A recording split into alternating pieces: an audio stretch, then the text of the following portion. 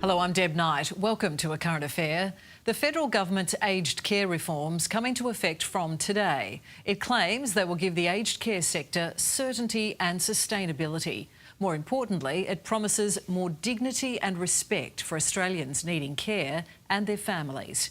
It can't happen soon enough for people like Gail Stewart and her husband, Eric. They say you can't pick what challenges life throws at you. It's not enough. Can't find my ball. This hasn't happened all day. But you can choose who you face them with. And for 72-year-old Gail Stewart, there's something comforting about spending time with friends who just get it. My six is better. I think we won. Cheers, thank you. When they're not on the green perfecting their putts, Yes! you'll find them at the clubhouse, sharing stories about the ones they love. I said she doesn't want to go into care. What am I supposed to do now? And the system that's let them down. For 33 years, Gail's husband Eric has been the centre of her world. He's just a marvellous person, you know, and he's just very kind-hearted. But in 2022, then 71-year-old Eric was diagnosed with Alzheimer's and vascular dementia. The diagnoses shuddering Gail and their family. You're grieving for this person that's not there anymore. They're not the same person when you talk to them. And then you're going to have to do it all over again down the track. And it's just a cruel disease, just cruel. Gail cared for Eric at home for as long as she could, until his deterioration became rapid and dangerous. We got to our normal coffee place and he basically collapsed. Apparently his heart rate had got down to 30. And they got an ambulance and he was taken to hospital, and that's where he's been ever since. How long has Eric been in hospital for now? I think it's 8 months now, 8 months. Too sick to be at home but unable to secure a placement in an aged care facility, Eric now calls a ward at Brisbane's Princess Alexandra Hospital home.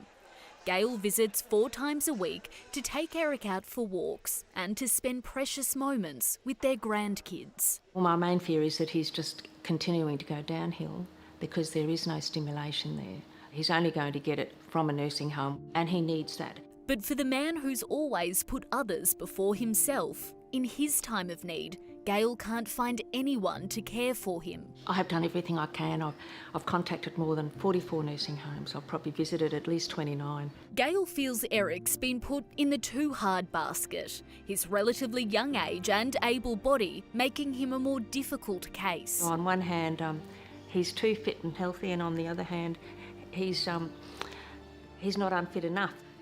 I think they're all picking and choosing. There's so many people want homes. They're picking the people that suit them the best. Unfortunately though, Eric's story isn't unique. In fact, he's one of almost 2,500 older Australians who are stuck in hospital beds and living in limbo, all while waiting for a permanent place in aged care. I'm terrified that he's just going to end up staying there. I just can't see any light at the end of the tunnel. Quite often, the Minister describes that our aged care system is world class. There's nothing world class about people having to stay in hospital longer than they need to. Chris Grice from National Seniors says the government's once-in-a-generation reforms have fallen short for many. I don't see at this point that there's actually a solution in the new Aged Care Act for these folks that are in hospital at the moment. And around Australia, hospitals are feeling the strain too, with hotels now serving as halfway homes for those waiting for a place. We can't just treat these people as numbers. They're older Australians who have contributed to our society, and they need to be supported. For Gail, her support comes from the women beside her. Here on the fairway, she's found a sisterhood navigating the same treacherous course. It's so good to have other people to chat to that are going through the same thing and have been through the same thing. I wouldn't survive without their support, honestly. But following that, it was just waiting periods. Betty's husband of 57 years, Joe, has dementia. She had to battle the system for a year before her husband's at-home care package was approved.